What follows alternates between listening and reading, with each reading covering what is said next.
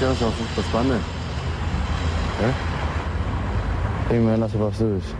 Είμαι ένας από τους ανθρώπους που έχουν κατεβεί στον δρόμο. Έχω κατέβει εσκεμμένα, καθότι έχω δει ότι η ζωή μου έχει μπει μέσα σε σειρματοπλέγματα πλέον. Και η ζωή της οικογένειάς μου και η ζωή διαφόρων άλλων οικογενειών δίπλα μου, καθότι ανήκω σε μια κατώτερη τάξη. Εγώ αυτό που υπενθύμιζα στους συναδέλφους μου ήταν ότι μη μας άτρεχε, θα γυρίσουμε όλοι σπίτια μας. Πρέπει να έχει τσαμπουκά για να επιστρέψει σπίτι. Γιατί σε περιμένει η μάνα, σε περιμένει αδερφός, όπως περιμένει η μάνα κάθε άνθρωπο, ανεξαρτήτως ηλικίας. Είτε μένει στα Εξάρχεια, είτε μένει μακριά από αυτά. Θυμάμαι να βλέπω ένα παιδί το πρωί στην πορεία της Δευτέρας που κάναμε το σχολείο, ο οποίος ήταν 13-14 και την οποία προσπαθήσαμε να κρατήσουμε ειρηνική, οπότε και έγινε έτσι. Αλλά το βράδυ να τον βλέπω με μια κουκούλα και ένα λεστό και να σπάει. Και ίσως εκεί έβγαινε ένα μίσος. Εσείς μας αφήσατε αυτόν τον κόσμο έτσι όπως είναι. Και ότι φοβόμαστε ότι και εμείς θα γίνουμε σαν και εσάς. Γιατί γενικώς υπήρχε η κατηγορία ότι είμαστε γενιά του καναπέ, η γενιά που δεν έχει κάνει τίποτα. Αλλά δεν έχουμε προλάβει ακόμα να αποδείξουμε ποια γενιά είμαστε. Είμαστε ακόμα πολύ μικροί για να έχουμε δείξει τι μπορούμε ή τι δεν μπορούμε να κάνουμε. Αν κατεβαίνατε μία από αυτές τις ημέρες στο κέντρο, θα βλέπατε ότι θύμιζε ένα σημείο ενός πολέμου. Δεν θέλω να μιλάω για πόλεμο με όπλα. Θέλω να μιλάω για ένα κοινωνικό πόλεμο. Ο κοινωνικός πόλεμος διαφέρει από τον πόλεμο του συμφέροντος. Έχει να διεκδικήσει πράγματα, όχι να γεμίσει την τσέπη του. Δεν ξέραμε και οι ίδιοι τι πρόκειται να γίνει, ούτε τι είχαμε σκοπό να κάνουμε. Απλά ξέραμε ότι δεν μπορούμε να μείνουμε σταυρωμένοι τα χέρια. Και θυμάμαι ότι υπήρχε μια συνεννόηση από διάφορα σχολεία, η οποία όμως ήταν πραγματικά αυθόρμητη, η οποία πραγματικά δεν είχε καθοδηγηθεί από κανέναν. Πέραμε την κατάσταση στα χέρια μας. Παίρνανε τηλέφωνο παιδιά από άλλα σχολεία, θεωρώντας αυτονόητο ότι θα γίνει μια καθαρά μαθητική πορεία. Γιατί ως μαθητές το βιώσαμε τελείως διαφορετικά όλο αυτό. Δηλαδή, ήταν ένας από εμάς. Από την άλλη όμως δεν περίμενα αυτό που είδα την Κυριακή. Δεν περίμενα αυτή τη μαζικότητα, σε καμία περίπτωση. Και κυρίως δεν περίμενα όλη αυτή την έκρηξη της βίας. Και μπορώ να πω ότι την Κυριακή με είχε σοκάρει αυτό το πράγμα. Δηλαδή, θυμάμαι ότι γύρισα στο σπίτι μου το βράδυ και έλεγα ότι γιατί μια πορεία που είχε τόσο κόσμο, για ένα γεγονός τόσο τραγικό και αδιανόητο, να στιγματιστεί και τελικά να προβληθεί μόνο η εικόνα της καταστροφής της Αθήνας. Παρ' όλα αυτά, σταδιακά αυτό άλλαξε.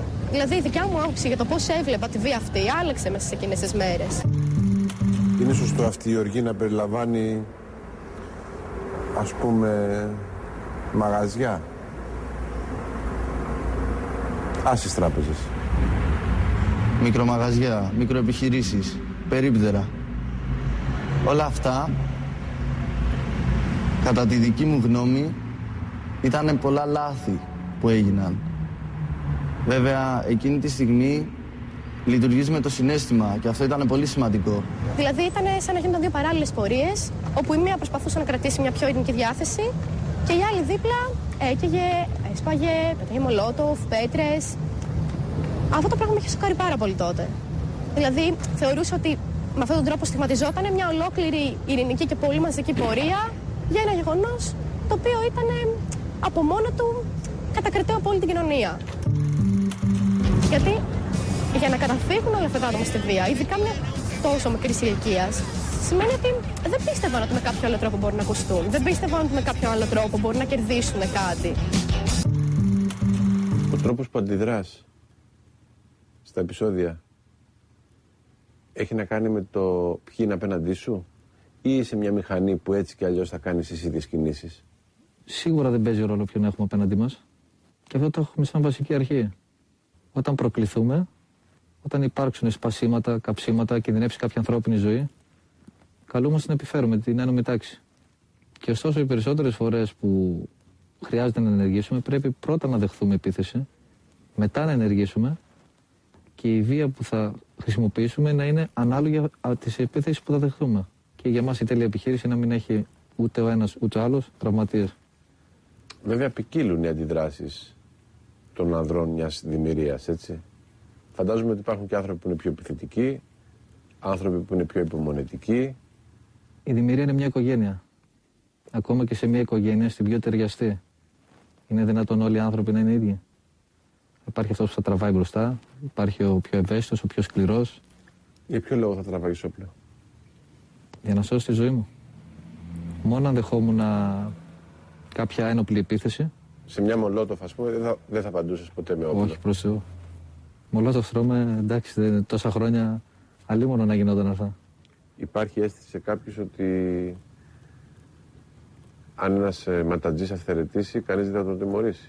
Μια κοινωνία είναι τα μάτια. Όπως η κοινωνία μας. Όλοι οι άνθρωποι δεν μπορεί να είναι άγγελοι, όλοι οι άνθρωποι δεν μπορεί να είναι. Ωστόσο, κανένας δεν είναι περάν των νόμων. Δεν υπάρχουν στιγμές, ας το πούμε έτσι, που κάποιο πράγμα να γίνεται μακροχρόνια και να μην έχει εντοπιστεί. Τουλάχιστον εγώ δεν έχω δει κάποιο συνάδελφο να δειλιάζει, να κάνει ακρότητες εν καιρό και να μην εντοπίζεται και να αποβάλλεται. Πρώτη φορά πήγες στη δήλωση? Ήταν αρκετά χρόνια πριν, αλλά θυμάμαι ότι πηγαίνοντας σε μια πορεία δεν ήθελα να μπω σε κανένα μπλοκ, εσκεμμένα.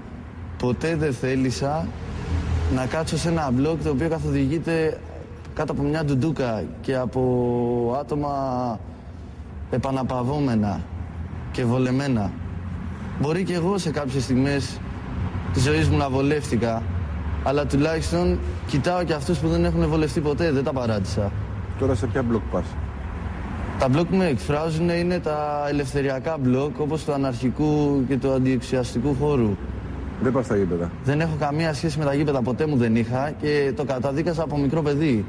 Είμαι ενάντια καθαρά στο βανδαλισμό, στη λαιλασία, χωρίς ιδεολογικό υπόβαθρο. Δεν δικαιώνω μια βία η οποία θα επιφέρει μια χειρότερη βία. Όταν βρεθώ απέναντι από μια τζαμαρία, θα ξέρω γιατί έχω σηκώσει το χέρι μου για να τη ρίξω. Σπάς τράπεζες, δεν σπάς μικρομάγαζα, δεν έχεις ενδιασμό γι' αυτό? Δεν έχω κανένα ενδιασμό. Συνήθως όταν βρίσκομαι μπροστά από μια τζαμαρία που στην ουσία στεγάζει όλο αυτό το διαστρεβλωμένο κοινωνικο-οικονομικό σύστημα, και δεν μιλάω για τα μικρομάγαζα, μιλάω για τις τράπεζες, είμαι απέναντι για να δείξω ποια είναι η ουσία μου. Για να δείξω ότι δεν ζω για να πλουτίσω αυτούς τους ανθρώπους και να κάνω πιο φτωχούς τους δικούς μου. Είμαι εκεί για να τους πω ότι υπάρχω και ήρθα για να διεκδικήσω αυτό που μου ανοίγει. Οργανώθηκαν αποχές και καταλήψεις, οι οποίες μας πιάχνουν αποκτήσει ένα άλλο νόημα σε αρκετές περιπτώσεις. Δηλαδή δεν ήταν οι εθιμοκτικές καταλήψεις που συνέβησαν με το άρθρο 16. Ήταν οι καταλήψεις όπου προσπαθούσαν να γίνονται πράγματα μέσα. Έγιναν για πρώτη φορά ουσιαστικές συζητήσεις. Εγώ άκουσα την άποψη παιδιών στο σχολείο μου, με τα οποία μπορεί να διαφωνούσα, αλλά ήταν η πρώτη φορά που άκουγα την άποψή τους για κάποια θέματα. Ήταν σαν να είχαμε αναγκαστεί όλοι να αντιμετωπίσουμε τουλάχιστον τα προβλήματα που βιώνουμε. Μπορεί να μην ξέραμε πώς να τα λύσουμε ή ούτε καν πώς να διεκδικήσουμε ένα δρόμο προς τη λύση τους, αλλά σίγουρα μπορούσαμε να μιλήσουμε για αυτά πια. Δηλαδή υπήρχαν συνελεύσεις, δράσεις, προβολές ταινιών, συζητήσεις ακόμη και με τους καθηγητές και σχολεία πιο ανοιχτά για μένα από τον υπόλοιπο χρόνο. Ο Τσε Γκεβάρα πάντως, ο αγαπημένος κάθε έφηβου επαναστάτη, έχει πει μια φράση που πολλοί θα ήθελα να θυμούνται αυτοί που διαδηλώνουν αυτές τις μέρες. Με το ρίσκο να φανώ γελίος, επιτρέψτε μου να πω πως ο πραγματικός επαναστάτης καθοδηγείται από τρομερά συναισθήματα αγάπης. Μου είναι αδύνατο να σκεφτώ έναν αληθινό επαναστάτη που να υστερεί αυτής της ποιότητας.